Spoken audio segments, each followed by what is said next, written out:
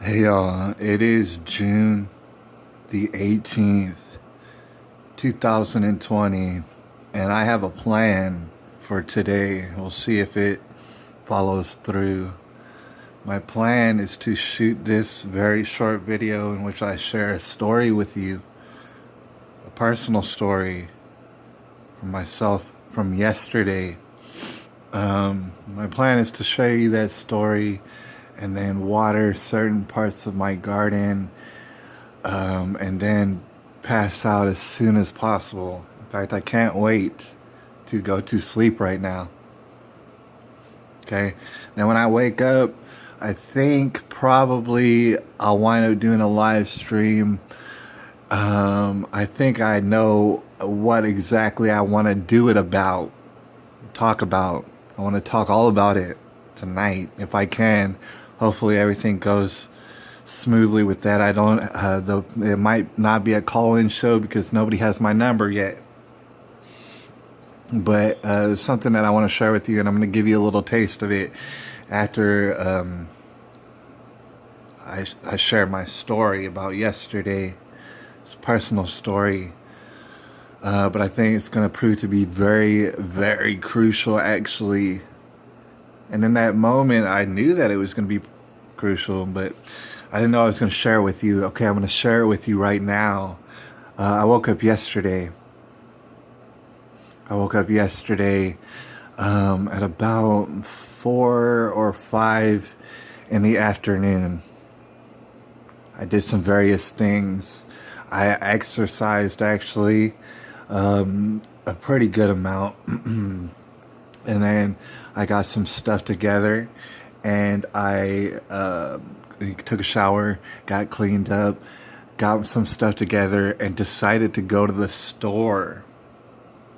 All right, so this was a little bit later. This was after a whole bunch of stuff. So at this point, it was 7:30. It's probably more like 7:45 p.m. here in San Antonio, Texas. And I'm walking to the store. It's not a very long walk. In fact, there's a back way. There's a back street. I can go up under this hole in the fence and walk down a hill, and right there, there's the store. All right, not a very far walk. As soon as I get out of the complex, I'm headed to the store. Like I said, it's a back road, and on this back road, I find in my path, right directly in my path on the way to the store, I see a black fella. Now it's on the back streets, and 7:30, 7:45 p.m. It's not exactly a lot of people around. Right directly in my path is a black fella. All right, I would assume around my age, perhaps a little bit younger. I see him there, and he sat down on the sidewalk right there. Sat down right there with his head down, kind of looking straight forward. He's right by a vehicle, and I noticed that there's a little bit of damage on the front side of the vehicle. A little bit. It's not exactly drastic, but I noticed there's a little bit of damage. Right? I don't have any clue what the hell is going on right here. But this guy happens to be right directly in my path to the store. If I were to walk around, it would be quite awkward. And so I just basically walked right by him. And as I'm about to walk right by him, he's sitting on the sidewalk, looking disheveled, looking kind of straightforward. I walk behind him. He doesn't really acknowledge me. I say, hey, from behind him, I say, hey, do you need some help? He doesn't even flinch. So, I find that kind of weird. And I'm not the type of person to pry into anybody's business. So I take another few steps. I'm still behind him, but now I'm on the other side of him. Say one last time. I'm only going to ask one more time. So I ask him, I say, hey bro, do you need any help? And he turns towards me and he's looking up at me, and I say, I'm just walking to the store. If you need anything, I'm on my way to the store. And he looks at me and he says, nah, man, I'm alright. That's exactly what he says. And I say, well, alright. And I turn around and I continue to walk to the store. And he continues to sit right there. He turns back to where he was facing and just continues to sit right there. And so I walk to the store and I'm thinking in my head that hopefully this guy resolves his situation. Hopefully he does pretty soon, because honestly, I'm going to go to the store just for a little while and I'm going to come back and I'm going to walk in the same exact way. It's the best way to get to the store and back. So, I was kind of hoping that he wouldn't be there anymore. Maybe he would call somebody. Maybe that guy would pick him up. Maybe he'll get a tow truck or something. Something bad happened to his vehicle. I assume he's sitting right by this vehicle. I don't know. I don't know this person. All right, so I'm walking back from the store. I got all sort of paper towels. I got all sort of butter. Right? I mean, a lot of it. I bought a whole bunch of it, so I'm carrying it back. And when I get back to the spot in which this black fella was, I notice pretty immediately that there's police officers dealing with this black fella. And as I'm walking closer to the area, mind you, they're right directly in my way, in my path. There's really not a good way to go around them, actually. And so I see that they're dealing with this fella.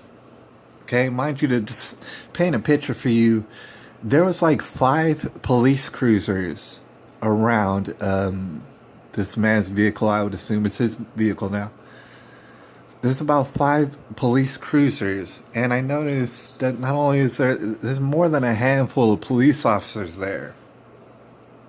Just to paint a picture for you, they all had brown skin. Right? And the thing is about San Antonio, hate to harp on it, but that's not exactly shocking. Right? For all of the police to show up and maybe have brown skin, it's kind of typical, right? The thing is, yeah, I'm sure there's plenty. More often than not, there are white officers. All right. In fact, it might be a balance. All right. I wouldn't know. It's not out of the ordinary to have all sort of brown-skinned police officers. But I can't help but wonder if they perhaps asked, and I want to talk about this, any of the white officers in the area just to not even show up. All right. The situation I saw unfold right there, as I could tell, because I could hear them talking. Miranda rights being read or announced. The guy, he was now being arrested. They said, basically, we're going to have to take you into custody right now. Turn around, put your hands behind your back. Do the whole handcuffs thing. And I want to describe for you this black fella who I don't know this person. Thank God, and I'm like walking past this whole scenario as it's playing out. More officers are getting out of their cruisers, and I'm just walking right by them, like 10 feet away, and I'm seeing all this, and I'm seeing the black fella. Thank God, God bless this man, not resisting. Thankfully, not resisting, as far as I could tell. And the thing is, they were arresting him because of he was intoxicated. That's what they announced. Because of his intoxication. And I gotta just say that from my experience with the young man, probably most likely he was very much intoxicated. And I'm not just talking about on some reefer. All right? And we're talking about early in the evening, the sun is fully shining. Okay, and this guy was so intoxicated, seemingly, what it seemed like, according to what I saw, was this guy was so intoxicated he might have messed up his car. I'm not sure where he hit or who he. I don't know what he hit, how he ended up right there on that particular street. I know none of this. I don't know. But I can assume that he was intoxicated by his interactions with me. Very much intoxicated. And I don't mean off of reefer. I mean off of who knows what. And by the time this guy was getting arrested, he seemed very confused and out of it. But at the same time, he seemed very cooperative, like almost like he was relieved. I mean, he pretty much sat there on the curb for about 15-20 minutes until the police arrived, or however that worked out. So by the time he's getting arrested, they have his shoes all off. He's standing in the middle of the street by the cruiser. They're turning him around, handcuffing him. He's not resisting. I'm seeing this whole thing from like 20 feet away. And he seems very much intoxicated. Perhaps even relieved, very much even confused by the situation. You got a whole mess of brown officers handling this guy. I gotta say, if Black Lives ever mattered, it certainly mattered in that back street that I saw personally yesterday. Right? They were handling this dude with so much care and so much consideration that I almost wanted to cry. It almost seemed like a Disney movie that I was watching. Like they really had concern for this guy and his total intoxication. And thankfully that guy was cooperative and peaceful. Some people out there get so intoxicated by different various whatnots that it doesn't exactly end peaceful, as everybody's quite clearly seen. Alright, so that's San Antonio for you. God bless all the officers involved and the guy involved for not resisting. And it was a terrible, tragic situation and scenario that was playing out right in front of me, where black lives definitely mattered, and they've always mattered. Alright, the whole organization is corrupt. I want to leave off on this note. I don't want this to be too long of a video. I want to give you a taste of something real quick, because this is what we're going to talk about later. Alright, amongst whatever else. I want to talk about this video. It's called, and it's a premiere. It's the very first, the flagship airing of what's called KSAT Explains. KSAT is the local news from out of San Antonio. Completely worthless. Obviously, we're going to discuss that, but it's called KSAT Explains because here's the thing. The KSAT news and all the local news, what they specialize in is fear-mongering and just giving you a smattering of whatever it is they want to talk about. Now they have what's called KSAT Explains, in which they spend a whole hour apparently breaking down for you the nuance in which they never even attempted before. Now they're, in an unprecedented way, now they're trying to break down for you all the little nuances of apparently this whole black situation that's reaching a fever pitch or whatever. It's about an hour long. Unbelievable. I only saw maybe the first 5-6 minutes of it, and I was blown away. I was blown away. Not surprised, but I was blown away by every stinking moment of it. I can't speak for the rest of the hour. My mind was blown just by the first 6 minutes. Now, I want to give you a taste of it and show you this video real quick. But before I do, I just want to say, what I'm about to show you, this little short segment that I'm about to show you, is symbolic. It has so much symbolism in it, and the symbolism is palpable, and the symbolism should cause a mayor, Ron Nirenburg, who, if you probably never heard of him before, the mayor of San Antonio, it should cause him to resign immediately. Now, Ron Nirenburg has done a whole host of things and is now attempting to do some more things that should easily, for any one of these things, get him to resign from his office. In fact, get all of San Antonio in an uproar to have his job. He needs to resign. Now, in this short soundbite that you're gonna here, and trust me, there's context to it as well.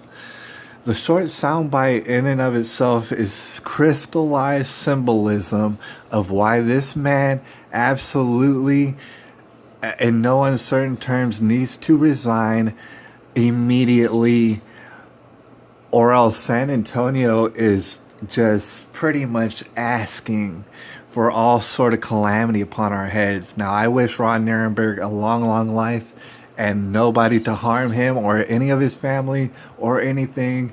I love Ron Nirenburg. He needs to resign immediately, and that's for sure. So here's the clip.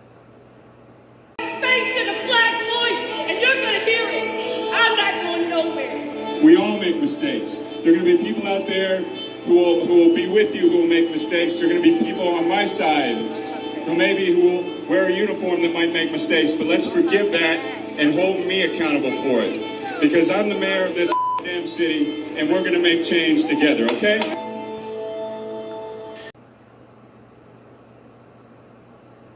All right, so in this world of unprecedented happenings here in 2020, you might not, I don't know if you caught it, but when Ron Nirenburg, when he said he's the mayor of what did he say? He said, I didn't edit this, he said he's the mayor of this goddamn city. Could I get banned off of YouTube for saying that? Of this goddamn city. Ron Nirenburg said he's the mayor of this goddamn city, and for that sentence alone, he should resign in all sort of shame, and that's all that there is to it. Now, the symbolism of what he just said, it actually represents, like I said, a whole host of things in which Ron Nirenburg needs to resign today. Well, I wonder what's going to happen this weekend. It's going to get outrageous, to be sure. But we're going to talk about that later tonight. I got to get out of here and pass out. I appreciate y'all. I'll holler at y'all a little bit later. It's June or the 18th, 2020.